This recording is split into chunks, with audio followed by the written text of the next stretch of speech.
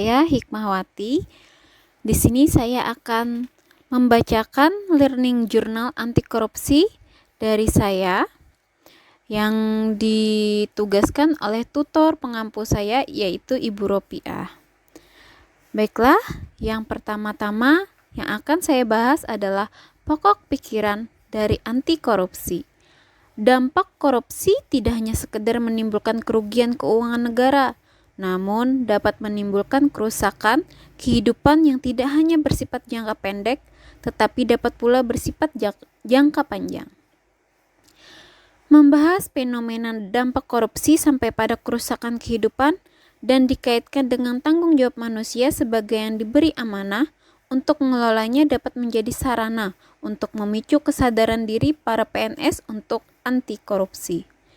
Kesadaran diri anti korupsi yang dibangun melalui pendekatan spiritual dengan selalu ingat akan tujuan keberadaannya sebagai manusia di muka bumi. Dan selalu ingat bahwa seluruh ruang dan waktu kehidupannya harus dipertanggungjawabkan. Dapat menjadi benteng kuat untuk anti korupsi. Tanggung jawab spiritual yang baik pasti akan menghasilkan niat yang baik dan mendorong untuk memiliki visi dan misi yang baik, sehingga selalu memiliki semangat untuk melakukan proses atau usaha terbaik dan mendapatkan hasil terbaik, agar dapat dipertanggungjawabkan juga secara publik.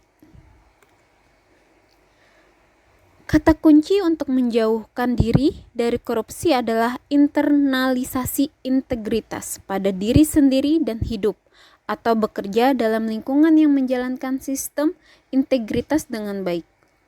Identifikasi nilai dasar anti korupsi memberikan nilai-nilai dasar anti korupsi yang prioritas dan memiliki signifikan yang tinggi bagi Anda.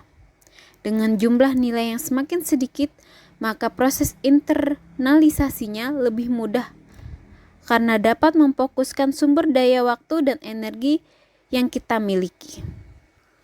Penyelenggaraan nilai anti korupsi dengan nilai-nilai organisasi merupakan kontribusi saya untuk dapat mengetahui apakah nilai-nilai organisasi yang akan menjadi tempat saya bekerja telah selaras dan menampung secara maksimal nilai-nilai dasar anti korupsi.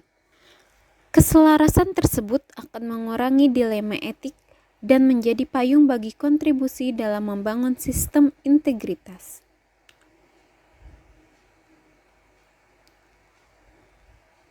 Penanaman nilai integritas dapat dilakukan dengan pendekatan beragam cara, di antaranya melalui A.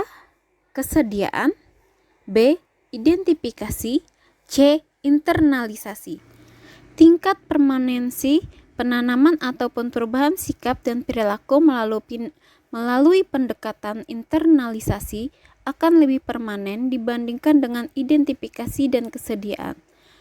Nilai keyakinan, kebiasaan, dan konsep diri manusia terdapat pada area bawah sadar.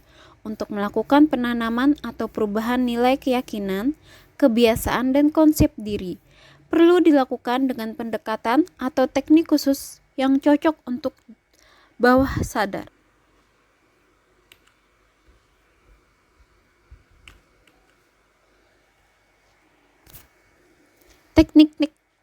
Teknik khusus untuk bawah sadar dapat dilakukan apabila kemampuan anchoring, utilisasi, relaksasi, amplifying, modality, asosiasi, dan sugesti dikuasai dengan baik. Kemampuan tersebut disingkat menjadi auramas. Tunas integritas adalah individu yang terpilih untuk memastikan lebih banyak lagi personil organisasi yang memiliki integritas tinggi serta berkiprah nyata dalam membangun sistem integritas di organisasinya. Beragam jenis bentuk sistem integritas untuk menjaga suatu organisasi mencapai tujuannya secara berintegritas. Di antaranya 1. Kebijakan perekrutan dan promosi. 2. Pengukuran kinerja. 3.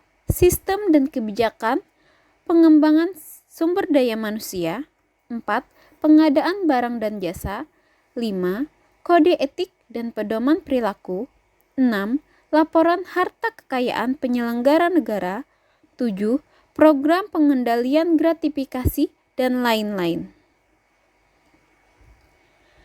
Menanamkan integritas dan membangun sistem integritas merupakan suatu kerja yang simultan sampai terbentuk budaya integritas di organisasi. Dalam upaya sistem mampu memastikan organisasi mencapai tujuannya dan menjaga individu dalam organisasi, maka kematangan pelaksanaan programnya dilaksanakan secara optimal lewat tahapan 1. Not performance, belum ada kinerja.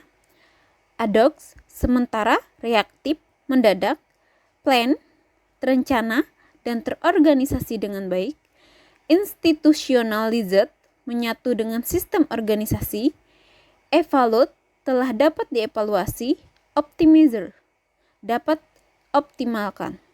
dioptimalkan. Baiklah, sekarang profil tokoh. Profil tokoh yang saya ambil adalah dari Jaksa Agung R. Suprapto.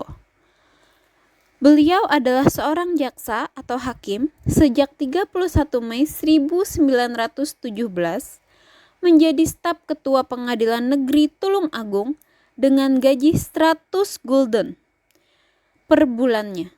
Ketika Jepang datang Maret 1942, Suprapto menjadi kepala pengadilan Pekalongan hingga masa kelas pertama tahun 1947 karena memiliki sikap non-kooperatif. Ia mengungsi ke wilayah Republik di Yogyakarta. Sebelum dilantik sebagai Jaksa Agung, tanggal 28 Desember 1950, ia menjadi hakim anggota Mahkamah Agung.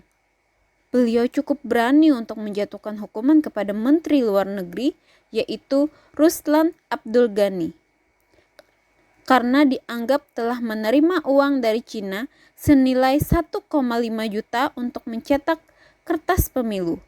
Kasus itu begitu ramai hingga membuat istri Abdul Ghani menelpon Bapak Nasution agar beliau menggunakan pengaruhnya sampai ke Bapak Soekarno.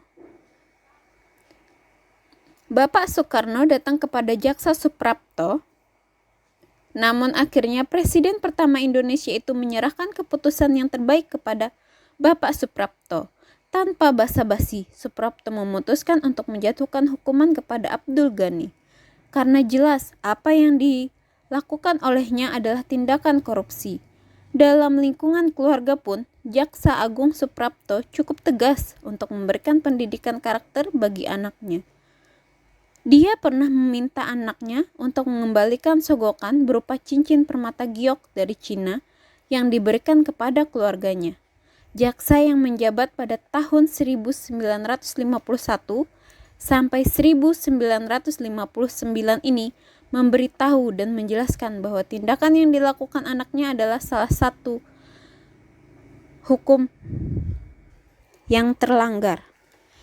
Selanjutnya, penerapan.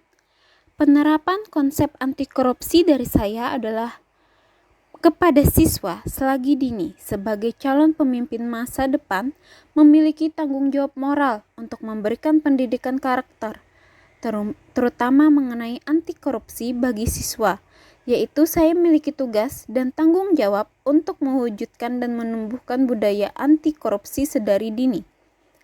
Dapat dilihat dari keteladanan para guru untuk bersikap jujur, peduli, mandiri, disiplin, tanggung jawab, kerja keras, kesederhanaan, berani, dan adil kepada siswa. Saya dapat memberi contoh cara berpakaian yang baik dan berpenampilan sederhana. Selain itu, disiplin dan konsisten dalam hal pemenuhan jam kehadiran sekolah. Menghilangkan budaya diberi bingkisan atau hadiah oleh siswa, karena hal tersebut merupakan cikal bakal sikap korupsi, kolusi, dan nepotisme. Saya harus berani menolak pemberian hadiah agar nilai ujian atau tugas akhir dapat dimanipulasi. Sebagai guru, saya harus bersikap merasa cukup dengan rezeki yang diberikan Allah, baik itu gaji dan honor yang diterima. Guru juga harus menjunjung tinggi integritas ilmiah dengan tegas dan adil dalam memberikan hukuman ketika ada siswa yang melakukan pelanggaran tata tertib seperti mencontek saat ujian. Ini bertujuan dapat meningkatkan prestasi dan kejujuran siswa. Saya juga harus peduli terhadap perkembangan akademik dan permasalahan yang dihadapi siswa yang dapat mengganggu aktivitas belajar dan prestasi siswa. Sekian penjelasan Learning Journal dari saya. Atas perhatiannya saya ucapkan terima kasih. Wassalamualaikum warahmatullahi wabarakatuh.